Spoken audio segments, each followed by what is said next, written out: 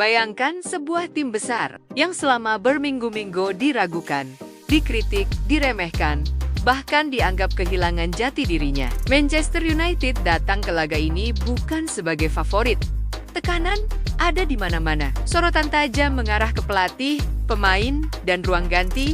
Namun malam itu, di bawah lampu Old Trafford, satu keputusan berani mengubah segalanya. Bukan soal bintang mahal, bukan soal penguasaan bola, tapi soal keberanian mengubah takdir. Perubahan formasi, disiplin bertahan, satu gol penentu, dan sebuah clean sheet yang terasa seperti kemenangan besar. Inilah kisah tentang Manchester United, yang akhirnya memilih untuk beradaptasi, bukan menyerah. Dan inilah cerita, bagaimana satu perubahan taktik menghadirkan hasil manis, serta harapan baru bagi setan merah.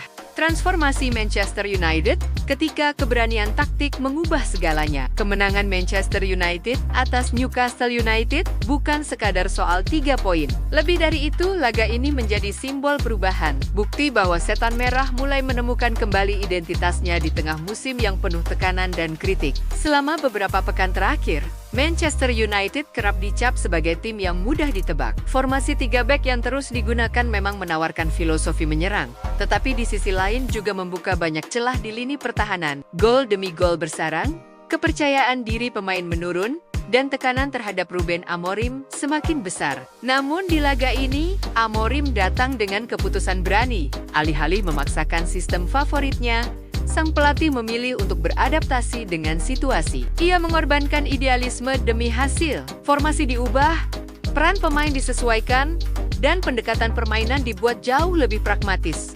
Dan hasilnya, Manchester United tampil lebih rapi, lebih disiplin, dan yang paling penting lebih dewasa. Kunci utama, keseimbangan di lini tengah. Salah satu masalah terbesar United musim ini adalah lini tengah yang kerap kalah jumlah dan kalah duel. Saat menggunakan 3 back, jarak antar lini terlalu renggang, lawan dengan mudah memanfaatkan ruang di antara back dan gelandang. Dalam skema baru 3-4-2-1, masalah itu perlahan teratasi. 2 gelandang bertahan ditempatkan lebih sejajar, bertugas memutus alur serangan Newcastle, sekaligus menjadi pelindung lini belakang. Mereka tidak terlalu agresif, tetapi sangat disiplin. Tidak banyak tackle keras, tidak banyak manuver berisi koyang, ada hanyalah posisi dan membaca permainan. Hasilnya terlihat jelas.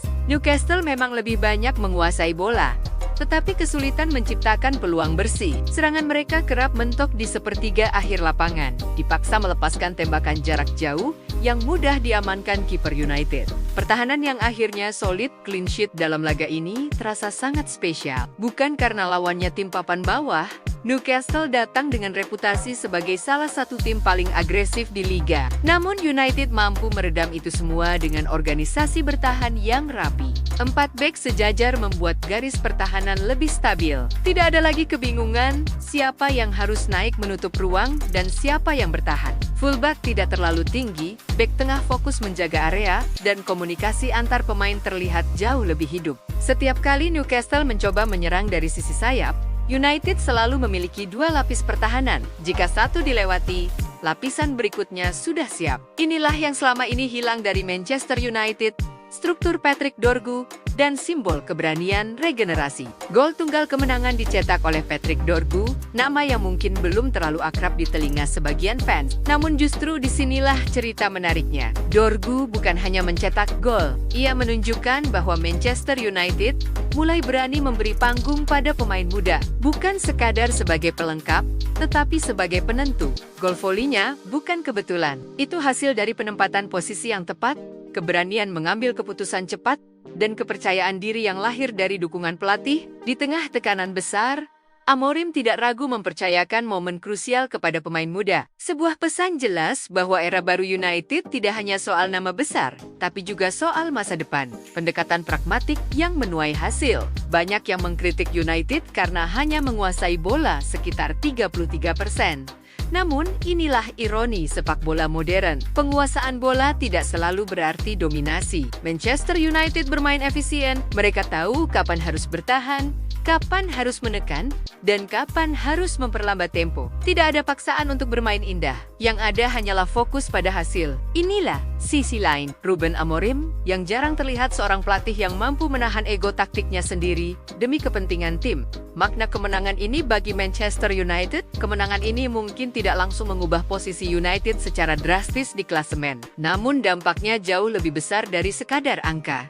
Kepercayaan diri pemain mulai kembali, tekanan terhadap pelatih sedikit mereda, fans melihat secercah harapan, dan yang terpenting, arah permainan mulai terlihat. Manchester United akhirnya menunjukkan bahwa mereka bisa bermain fleksibel, bahwa mereka bisa menyesuaikan diri dengan lawan, bahwa mereka tidak harus selalu bermain terbuka untuk bisa menang.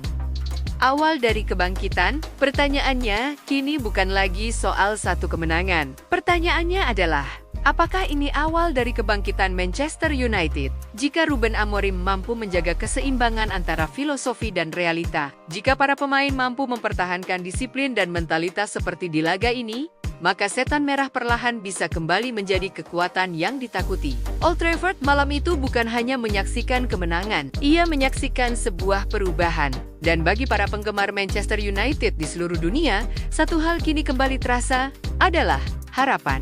Dan malam tadi, Manchester United membuktikan satu hal. Mereka belum habis, satu perubahan, satu kemenangan, dan satu harapan baru. Jangan kemana-mana, karena kisah setan merah baru saja dimulai. Like, subscribe, dan nyalakan loncengnya. Sampai jumpa di video berikutnya. Salam olahraga, salam sehat untuk kita semua.